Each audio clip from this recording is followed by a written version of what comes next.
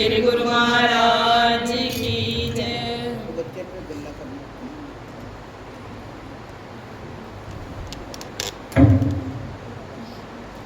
श्री गुरु महाराज की जय। तो अपने ध्यान को भीतर ले जाते हुए जीवन के कुछ ऐसे रहस्य होते हैं जिनको समझने से जीव का कल्याण हो जाता है,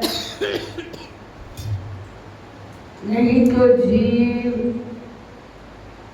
अपने विचारों में ही डूबा रहता है और अज्ञानतावश परेशान हो जाता है।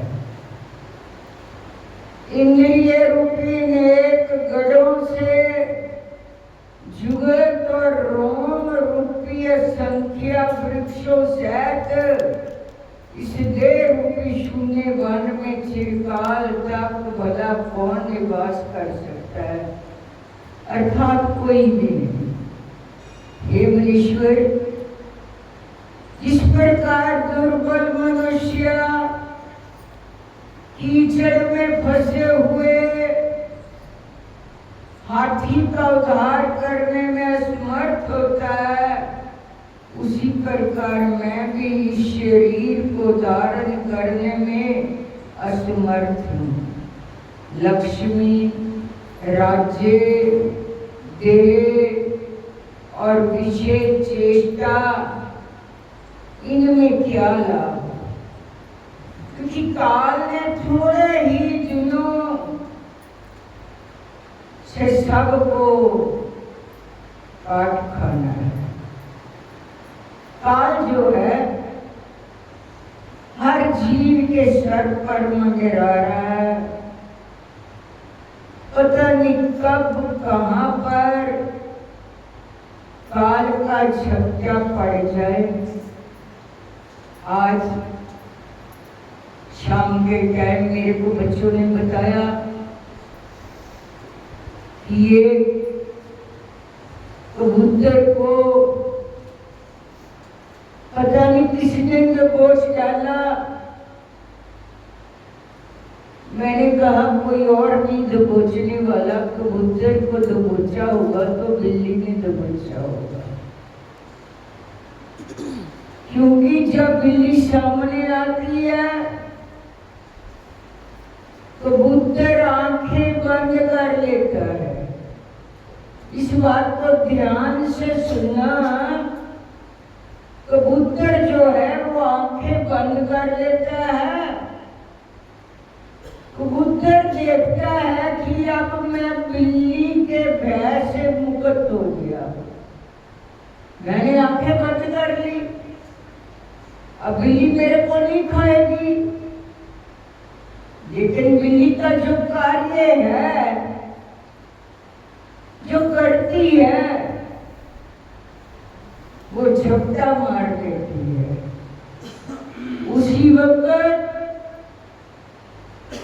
कबूतर की गर्दन अपने मुख में ले लेती है। उसके लिए बिल्ली क्या है? काल का रूप है। तो ऐसा हाल उसका नहीं, हम सबका भी यही है। हमने सोचा हमें काल थोड़ी खाएगा,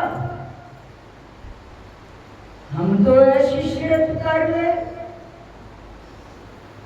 जैसे कबूतर आंख मीच कर बैठ जाता है बिल्ली को सामने देखकर, इसी तरह से अज्ञानतावश हम लोग काल को देख नहीं पाते।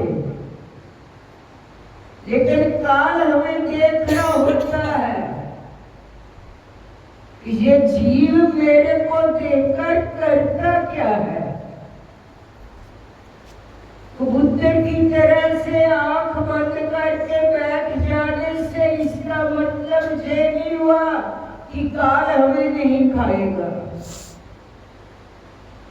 काल तो खाएगा ही खाएगा। काल आकर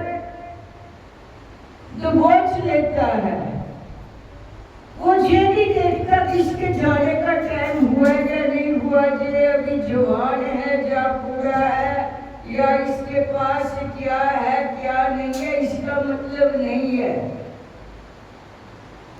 काल हर पल हर क्षण हमारे सर पर मंडरा होता है। जब श्वासों की पूंजी खत्म होने पर आ जाती है तो फिर वो तो पूछ भी नहीं है।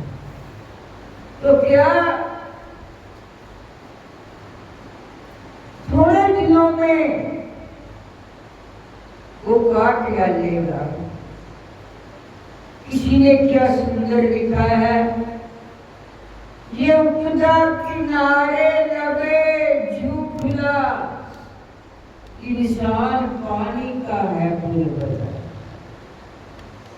इंसान जो है पानी के बुलबुले की तरह, जैसे बुलबुला हवा का झोंका आता है तो फूट जाता है, इसी तरह से अजीब तू काहे का मान करता है। तू एक पानी के बुलबुले की तरह है, ना जाने कब मिट जाए, कब हवा का झोंका आ जाए तुम्हारे जीवन में, कब मिट जाए। तो शुरू से ही जो महाराज जी का देश है उस पर अपने जीवन को जिलाना, तो क्या कहते हैं, मिला जिंदगी का हमें ये चिराग, हवा में जलाया किसी ने चिराग। हवा में चिराग कभी जलता है, हवा का झोंका आता है, चिराग बुझ जाता है। हमने हवा में अपनी जिंदगी के चिराग को जला रखा है। जो आया जहां आके चलता हुआ, जो भी आया है वो चलता हुआ जहां से, हमेशा के लिए उसका क्याम नहीं है, हमेशा के लिए वो नहीं रह सकता। जो आया जहां आके चलता हुआ, फिर किस बात का अहम, किस बात का अहंकार, अपने आप को इतना निर्बल बना लो, इतना निम्रता में आ जाओ कि जो पल हमें जीने के लिए मिले हैं वो खुशी से हम लोग उन पलों को गुजार सके। क्योंकि अपने हाथ में है अपने पलों को खुशी में गुजारना या दुख में गुजारना है, ये अपने हाथ में है। हम लोग बोल देते हैं कि तुम्हारा, हम लोग हमारे मुकद्दर में ये ऐसा लिखा है। अरे मुकद्दर में क्यों लिखा है? मुकद्दर लिखने वाला चलो उसने लिख दिया, मुकद्दर को बदलने का भी तो तरीका उसने बता दिया ना साथ साथ में। अगर दुख भरा मुकद्दर लिखा है तो तरीका उसका यही है, प्रभु सिमरन कीजिए, निम्रता कीजिए, सरलता लीजिए जीवन में जो हमें दुखी करता है। तो क्या मिला जिंदगी का हमें ये चिराग, हवा में जलाया किसी ने चिराग, जो आया जहां आके चलता हुआ, मचलता हुआ, हाथ मलता हुआ, फिर आखिर में क्या हाथ पल्ले आपके मिलेगा। हाथ मलता हुआ जीव इस संसार से चला जाता है। कभी मौत आकर बिगाड़ेगी खेल, खेल ही सारा बिगड़ जाता है। रात को सोते हैं कि सुबह उठकर हम ये करेंगे वो करेंगे। अरे सुबह उठेंगे यदि श्वान चल रही है तो समझ लीजिए ये प्रभु की कृपा है।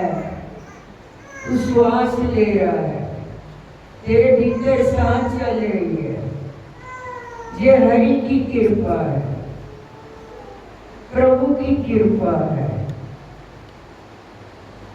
सोचना चाहिए। तू तो आराम से सो रहा था, उन्हें कोई मेहनत थोड़ी की है अपने श्वास को चलाने की। तू तो सो रहा था, तेरे श्वास को चलाने वाली वो शक्ति जो है वो कार्य कर रही थी, वो नहीं सो रही थी। वो अपना कार्य कर रही थी। तेरे को फिर भी होश नहीं आता। अरे तेरे को सुलाने वाला जो है, तेरे को आराम देने वाला जो है, वो तेरे भीतर ही बैठी हुई शक्ति है। कभी मौत आकर बिगाड़ेगी खेल।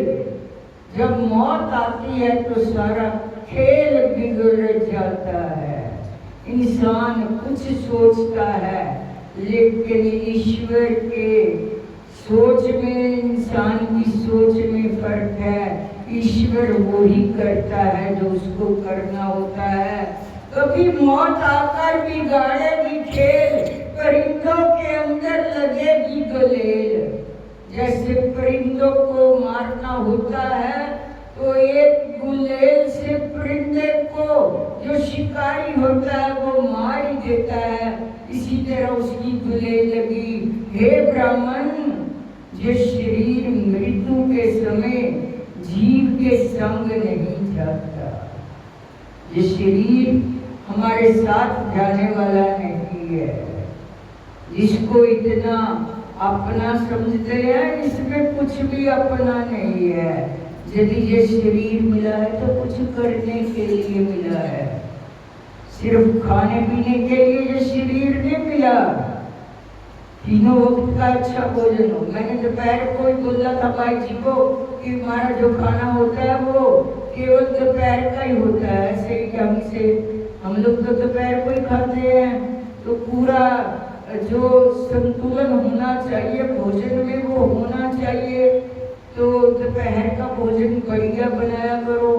बनाते तो बढ़िया है, फिर भी बोल देते हैं कि भोजन शरीर के लिए करते इसलिए कि शरीर तंदुरुस्त रहे और इस शरीर से हमें जो कार्य लेना है उसको ले सके। ऐसा नहीं कि अच्छा अच्छा भोजन कर लिया, अच्छा अच्छा खा लिया और देखना गलत, जुबान से बोलना गलत, हृदय से सोचना गलत। वो कहते इंसान सोचता है मैंने तो अपने जीवन में कोई बुरा कर्म नहीं किया। आम भाषा है, हर चीज यही बोल देता है मैंने तो कोई भाई जी कभी बुरा कर्म नहीं किया।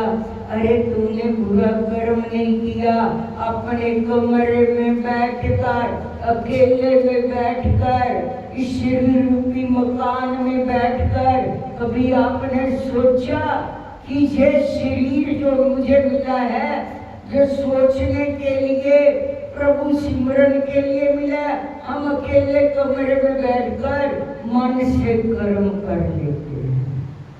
मन में तरह तरह के विचारों को पैदा करके एक दूसरे के प्रति जो सोचना होता है वो कर्म कर डालते हैं। फिर हम लोग बोलते हैं हमने तो कोई ऐसा कर्म नहीं किया। अरे जब तू केले में बैठता है तो संतुलन में रहा करो कि तूने कोई ऐसा कर्म नहीं करना जिससे ये बीज बो हो जाए, फिर वो फलीभूत हो जाए, फिर वो तेरे को दुखी करे। तो ऐसा सिमरन करो, श्वास श्वास तेरे लेखे लग जाए। कभी सोचा मेरा श्वास व्यर्थ जा रहा है, इसको कैसे मैंने लेखे में लगाना है। हे ब्राह्मण, ये शरीर मृत्यु है समय जीव के संग नहीं जाता, फिर कौन विचारवान होगा जो इसे कृतघ्न शरीर पर भरोसा करेगा। इसका तो भरोसा पल कभी नहीं है। आहा चिरकाल तक भोजन पालन करके भी ये छोटे से कोमल पत्ते के समान दुबला पतला हो जाता है, फिर आखिर में दुबला पतला हो जाता है, जितना मर्जी खिला पिला लो, और विनाश की ओर प्रतिदिन बढ़ता ही चला जाता है। बोल साचे दरबार की